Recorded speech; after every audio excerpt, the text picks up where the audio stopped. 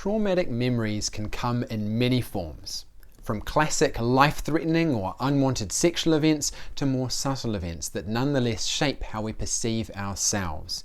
These memories are stored in such a way that they can be triggered, which causes us to re-experience the contents of the memory. This most often involves feeling the emotions, the body state from that time, be that embarrassment, fear, hopelessness, terror, anger. We experience the emotions from that stored memory plus any from the situation we're currently in on top of that, a compounded emotion effect. It's one reason why we can feel more emotion than is warranted for a situation. We can have the whole memory triggered, a full flashback where we experience the sights, the sounds, we're fully back there and in danger once more. When this starts happening, you may find yourself trying to avoid being triggered to get some reprieve from being sent back to the worst moments of your life. Avoiding particular noises, situations, or people to avoid being triggered. This is an understandable reaction, but it also restricts your life, and it won't really stop the flashbacks from being triggered. You probably already know this on some level. There is good news. You can reprocess these problematic memories so they don't bother you anymore. This is where EMDR comes in. EMDR stands for Eye Movement Desensitization with Reprocessing, a mouthful that even Dr. Francine Shapiro, the psychologist who came up with EMDR more than 30 years ago, would change to straight reprocessing therapy. It's a technique for opening up problematic memories and having them reprocessed by the prefrontal cortex so they can be restored with a new meaning about you as a person and in a format that means they're no longer able to be triggered. And it's considered the gold standard therapy worldwide for accomplishing this, with huge amounts of research to back this up. I'm going to tell you a bit more about what EMDR is and how it works on traumatic memories. First, we need to take a walk down memory lane.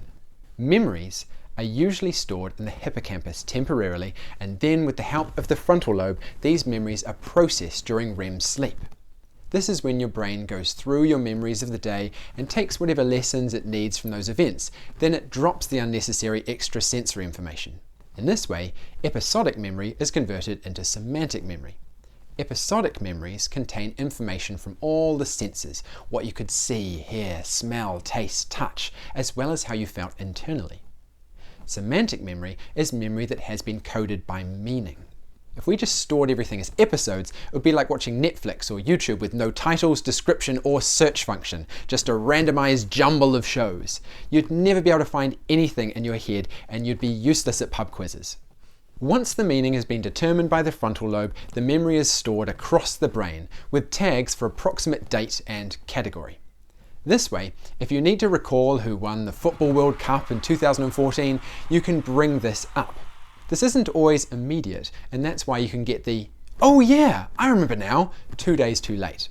Without this processing time in REM sleep to get our memory straight and figure out what meaning to take about ourselves from these events, we get memory gaps and tend to get increased anxiety and depressed mood. If you've ever wondered why dreams can be a weird amalgamation of stuff you watched, read, and did during the day, this may be why. Sometimes they just seem to be processing things on a purely emotional basis. Like the brain goes, I felt this anxious today. What would cause that level of anxiety? Maybe zombies? Yes, this feels about right. Maybe being chased. A few more zombies. Yes, that's the exact feeling. It could create a falling dream, or legs pumping but not going anywhere dream, as we try to make sense of our emotions. Now, this memory storage process can go awry. When something distressing is happening, your midbrain can send the sensory info back to the thalamus for a replay, to try to figure out what went wrong. And then this memory gets stored elsewhere in its full sensory episodic state. This can then be triggered when something that is in some way similar occurs. You saw a car accident and now ambulance sirens trigger the memory. These raw, unprocessed memories have no timestamp, so the re-experience feels like it's sensory information of what's happening right now. When multiple trauma events occur, like in complex trauma, these memories form a network. When one is triggered, this can set off all of them, causing a strong emotional reaction. Some researchers consider trauma or PTSD to be a disorder of memory. EMDR utilizes what's called bilateral stimulation to stimulate the same state as during REM sleep. This activates the prefrontal cortex. Then the memory is thought about to activate the memory network, and the memory is processed by the prefrontal cortex bit by bit.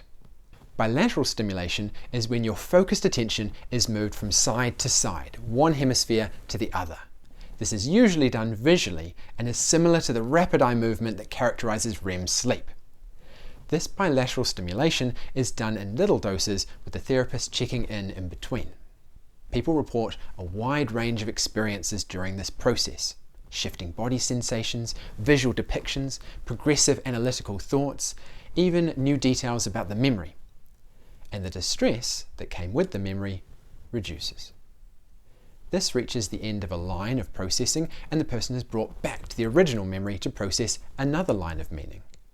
The distress and body sensations fall away, and the negative meaning people take about themselves, I'm helpless, I'm worthless, get reprocessed to something more helpful.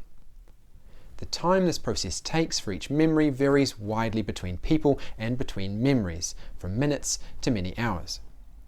As long as you've got a therapist you gel with and this therapy is working for you, it is incredibly worthwhile. I want to say that traumatic memories have developed a bit of a reputation for being really dramatic, and they can be. They can also be more mundane, with far-ranging effects you may not realize are from this kind of problematic memory.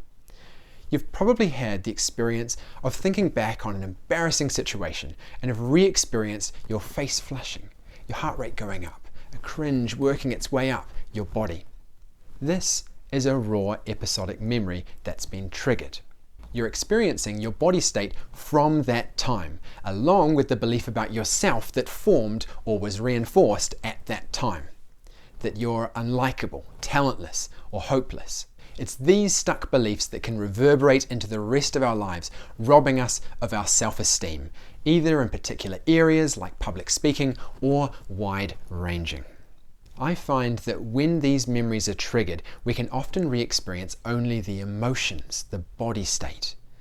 As people expect a full visual flashback, these emotional memory triggers can go unrecognized for what they are. As with full flashbacks, these can cause us to react defensively to others, becoming angry or sad or anxious. Most of the people I've seen for EMDR therapy used it to process these kinds of memories spanning childhood and beyond, that provide evidence that we are weak or useless or unlovable. These form core beliefs and influence our daily thoughts, which can get harsh with us in a way that we would never treat other people. Reprocessing these memories and associated beliefs about self enables us to go from viewing ourselves very negatively to being able to be a kinder and less reactive version of ourselves. I hope you've learned a bit more about EMDR therapy today, what it is and how it works to reprocess traumatic memories. If you've got something out of this, please give the video a like. If you have one takeaway from the video, I'd love for it to be that there is hope.